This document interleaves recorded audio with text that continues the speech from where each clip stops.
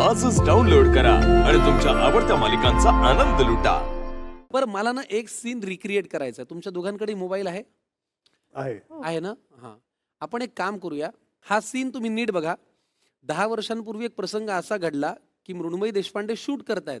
स्वप्नील राव त्यांच्या घरी पहिल्यांदा आलेत. ते खालीही थांबले. ज्या घरात ते कधीच गेले नाहीत त्या घरातही 1.5 तास थांबले. आता आपण एक काम करूया. स्वप्नील राव शूट करतायत आणि मृण्मयी देशपांडेला त्यांनी असं सांगितलं की 1.5 तास माझ्या घरात जाऊन थांब. बघूया ह्या कशा वागतायत. तू तिला फोन करून सांग माझं शूट चालू आहे, तुला 1.5 तास थांबायला लागेल. मृण्मयीमध्ये काय आणि स्वाभाविक रिॲक्ट व्हायचं आहे तुम्हाला हो. प्रामाणिकपणे. ठीक आहे. हां हां हॅलो, हां, बोल. ऐक ना, मला ना जरा मी अडकलोय कामात.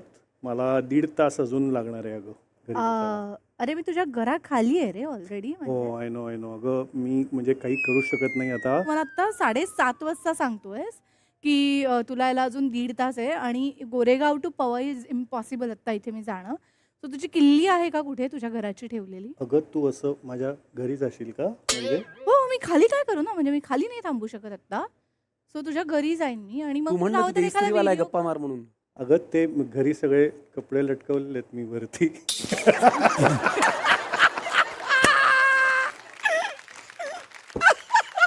आय होप ते तुझेच आहेत. अरे हो. देवा. आई गं. तर मी बरं घरी ठीक आहे, I जा hope जा. ते तुझेच आहेत आणि फक्त तुझ्या एकट्याचेच आहेत. Okay, see you. चल बाय बाय. बाय. कमाल मी असं केलं असतं. कमाल. आता आपण एक काम करूया. एक स्वभावाची थाळी नावाचा एक सेगमेंट आहे. बर. मी तुम्हाला वागण्याचा किंवा एकंदरीत आपण ज्या पद्धतीने रिॲक्ट होतो त्याची एक गंमत सांगेन. त्याप्रमाणे तुम्हाला एक पदार्थ त्या थाळीमध्ये ऍड करायचा आहे आणि अशा प्रकारे तुम्हा जोडीची एक छान स्वाभाविक थाळी तयार होईल. ओके, ही थाळी भरायची आहे आपल्याला. बर. साधारण ह्या आकाराची. मी एक एक प्रश्न विचारणार आहे. तुझ्याविषयीचा प्रश्न विचारला की उत्तरामध्ये तुम्ही पदार्थ ठेवायचा आहे बर. आणि तुमच्याविषयीचा विचारला की उत्तरामध्ये तू पदार्थ ठेवणार आहेस. पहिला प्रश्न आहे, राग कोणास जास्त येतो? सो मला जर सांगायचं तिला खूप राग येतो तर मला मिरचीचा ठेचा ठेवायचा, बरोबर ना? हे खरं बोलायचं ना? अगदी खरं मनापासून कर. Okay. तुम्हाला माझी शपथ आहे आज. ओके. हां. स्वप्नीलला पण राग येतो, हां. पण त्याचा पापडासारखा असतो. जेव्हा म्हणजे काय नुकताच तळलेला असतो तेव्हा तो एकदम जाम असा असतो. नंतर तो असा अरे, अरे, अरे, अरे, अरे, अरे, अरे. पुढचा प्रश्न आहे, रोमॅन्टिक कोण जास्त आहे?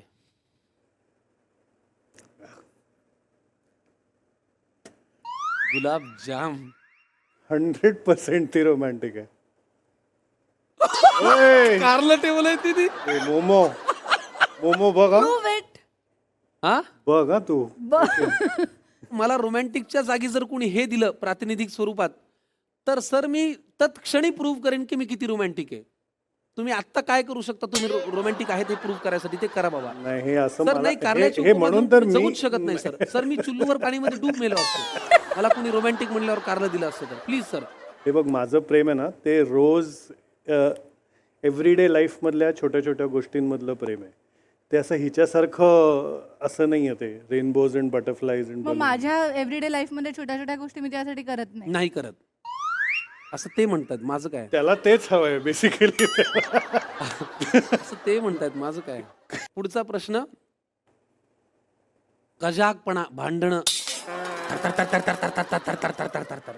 संपले सगळे पदार्थ इकडचे. मला वाटतं ह्या उत्तरादाखल तुम्ही सगळे उचला आणि ठेवा थाळीमध्ये. काय म्हणजे हे अनडिस्प्युटेड आहे अरे. अरे ते पण काय? काहीतरी एक तिखट. पण ह्याच्यात थोडीशी मोहरी असते ना, काय हे? ती काय आहे ते? टेम्पर करते. मिरचीचं लोणचं आहे. मिरची. अच्छा, लोणचं आहे, मिरचीचं हा. लोणचं आहे. हे लिंबाचं लोणचं ठेवीन मी. अच्छा, ठीक आहे. म्हणजे थोडीशी मी काय म्हणतो की संसारामध्ये थोडासा राग पण हवाच, पण तो चवीपुरता. तर तो चटपटीत. स्वप्नीलचा तसा चटपटीतपणा टिकून राहावा म्हणून स्वप्नीलचा राग असतो. नाईस. माझा नाही. एक मात्र नक्की की तुमच्या प्रेमामध्ये आणि व्यक्तिमत्वामध्ये सगळ्या पौष्टिक गोष्टी आहेत. कारलं, लिंबू. या थाळीचं नाव माझ्या दृष्टीने हॅशटॅग स्वप्नाई थाळी पाहिजे.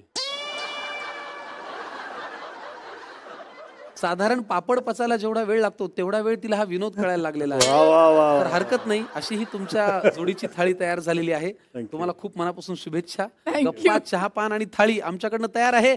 आता ही जोडी ठेवणारे स्वयंपाकघरात पाऊल. बघूया तिकडे काय होतंय. चला पटकन. आता तुम्हाला एक काम करायचंय, उखाणा घ्यायचा आहे. पण उखाणा घेताना यातल्या एका भाजीचा संदर्भ घ्यायचा आहे. तुझ्या हातची बनवलेली सगळ्यात आवडती भाजी ही दुधी. बरं. नेहमी लक्षात ठेवूया आपल्या संस्कृतीच्या रूढी. नाही धचा मा आम्ही ऐकला होता पण धचा ढ झालेला आम्ही पहिल्यांदाच पाहिला. वा. माझ्या हातची आवडते स्वप्नीलला भाजी दुधी, हम्म.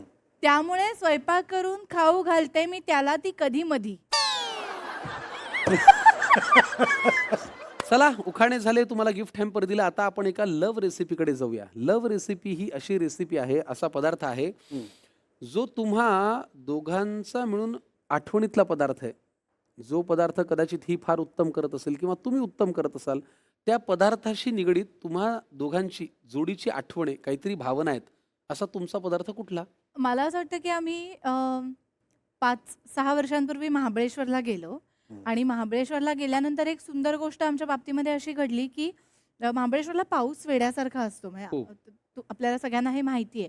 पावसाळ्यामध्ये आमचा अतिवृष्टी झाली होती आणि काही दिवसांसाठी रस्ता खचला होता. त्यामुळे शेतावरती संपर्क नव्हता. म्हणजे शेतावरून बाहेर पडायची सोय नव्हती आणि शेतापर्यंत पोहोचू शकत नव्हतं काही.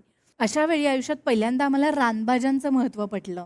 म्हणजे मला आवडायच्या रानभाज्या खूप, आणि तेव्हा त्याचं महत्त्व खरंच कळलं आणि त्याचा अभ्यास केला आम्ही. म्हणजे निसर्ग आपल्याला इतकं देत असतो आणि आपल्याला ते माहिती नसतं की ही गोष्ट आपण खाऊ शकतो किंवा ह्या गोष्टीमध्ये.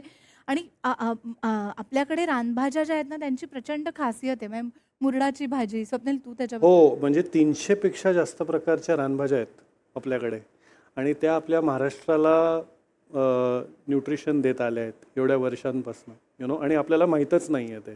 सो ती डायव्हर्सिटी आम्हाला मग शेतावर गेल्यानंतर कळली, आणि मग आमचा तो म्हणजे we look forward to it. आम्ही थांबतो की पावसाळा येईल आणि आम्ही ते जपायला लागलो त्या भाज्या.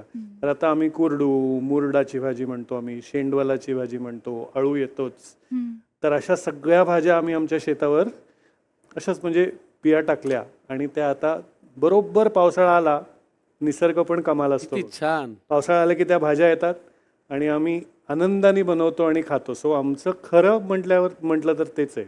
मला असं वाटतं की तेव्हा जेव्हा आम्ही कसायला सुरुवात नव्हती केली तेव्हा आमच्यासाठी सेव्हियर भाजी होती, अळूची भाजी होती. मग आळूची वडी का मग आळूचं फतफद?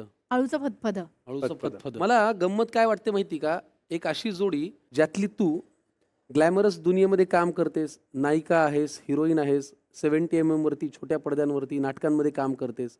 एक असे तुम्ही ज्यांनी जग पाहिलंय, पण असं असतानाही तुमची लव्ह रेसिपी काय तर आळूचं फतफद. हो, ही आपल्या संस्कृतीची आणि खाद्य Absolutely. संस्कृतीची खरी गंमत आहे. ॲब्सोल्युटली. का तर ती तुझ्या आजीपासून चालत आलेली आहे आणि का तर ती ऑर्गॅनिकली आपल्याला काहीतरी देते. हा. आणि ही खवईगिरीची मजा आहे आणि हीच या कार्यक्रमाची मजा आहे. त्यामुळे या जोडीची लव्ह रेसिपी आहे आळूचं फतफद.